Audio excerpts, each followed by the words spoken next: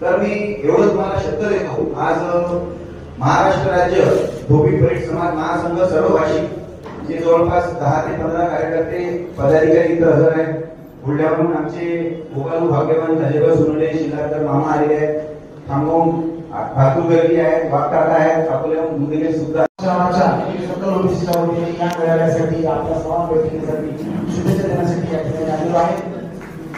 आमच्याबरोबर काम करत असणारे आपल्या समाजाचे अध्यक्ष बालाजी शिंदे यांचं नाव मी मागच्या 10-15 वर्षापासून मी ऐकत होतो. त्यांना आज भेटायची आणि बोलायची संधी भेटली. त्याचबरोबर त्यांनी मला 2 शब्द शुभेच्छा देण्यासाठी या ठिकाणी संधी दिली. त्याबद्दल मी त्यांचा आभारी. आमच्याबरोबर काम करत असलेले आमच्या सकल ओबीसीचे राजेंद्र सोनवणे यांनी आमच्याबरोबर ओबीसीच्या राजकीय लढ्यामध्ये आम्हाला मदत केली. त्यातून आम्ही लढा जिंकलो. ओबीसीच्या राजकीय आरक्षणाचा पहिला लढा आम्ही अहमदाबाद केला होता.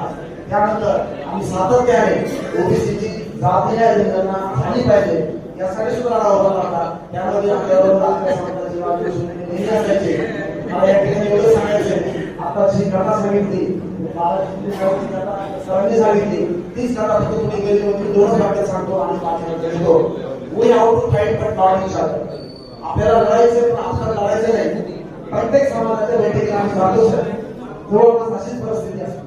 फक्त आता लढा कुठला आहे की मी छोट्या अल्प आता या सगळ्या आरक्षण लढ्यामध्ये सगळ्यात जास्त नुकसान कुणाचं होणार असेल तर ते ओबीसी मधल्या अत्यल्प समाजाचं. त्याच्यामध्ये सर्वप्रथम देवी, नावी, धोबी आणि सुतार अशा समाजाचं होणार. त्याची संख्या हळूहळू कमी होणार. परंतु आपण या ठिकाणी आवाज आपली शक्ती दाखवली. छान ठिकाणी या ठिकाणी संघटनाचं काम करू लागले. फक्त एकच महत्वाची गोष्ट आहे की आम्ही ज्या गोष्टी समाजातून आलो, आम्ही गोवारी समाजाबरोबर आंदोलन केलं नागपूरला आणि ओबीसी मध्ये असणारा ओबीसी समाज एसबीसी मध्ये गेला आणि एसबीसी मध्ये गेल्यामुळे हा अल्प समाजातला महेश मिळाले आज इंजिनियर होऊन शिष्यवृत्ती घेऊन छान ठिकाणी नोकरीला आला. हे फक्त म्हणून तुम्हाला त्या दृष्टीने लढावं लागेल. तेवढा लढा गोवारी, कोशवी, मारवा आणि साळी समाजाने एकत्र होऊन केला.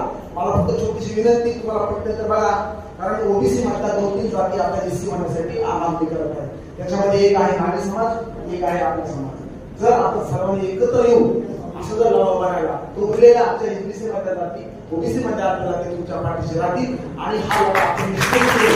आणि तुम्हाला जे पाहिजे ते आरक्षण, आता नियम, कायदे, कोर्ट हे सगळं आपण पाहिजे एका वाटेला सगळं बाजूला सांगू जातो. आपल्याला आपलं हक्क अधिकार मिळणार नाही एवढीच या ठिकाणी अपेक्षा व्यक्त करतो. आणि आता महत्वाचं एक सांगतो की नेतृत्वाशिवाय तुमचा कुठलाही लढा सक्सेस होणार नाही. हे खूप महत्वाचं आहे. कारण तुम्ही 56 मोर्चे पाहिले 10 वर्षापूर्वी, 5 वर्षापूर्वी काहीच झालं नाही. पण जेव्हा नेतृत्वातून जर हातात घेतलं तर तो लढा सक्सेस होत आला. आपण सर्वांनी बालाजी शिंदे यांच्या पाठीशी राहावं. तुम्ही नेतृत्व एकदम तुम्ही 10-15 वर्षापासून तर त्यांच्या मागे राहून आपल्याला सक्सेस करावा एवढीच या ठिकाणी अपेक्षा व्यक्त करतो. मला बोलायची संधी दिली, आपलंही मला लोक छान पद्धतीने ऐकलं आणि आम्हाला थोडा एक केलीचा प्रोग्राम आहे त्या ठिकाणी जायचंय. गोपाला धन्यवाद साहेब.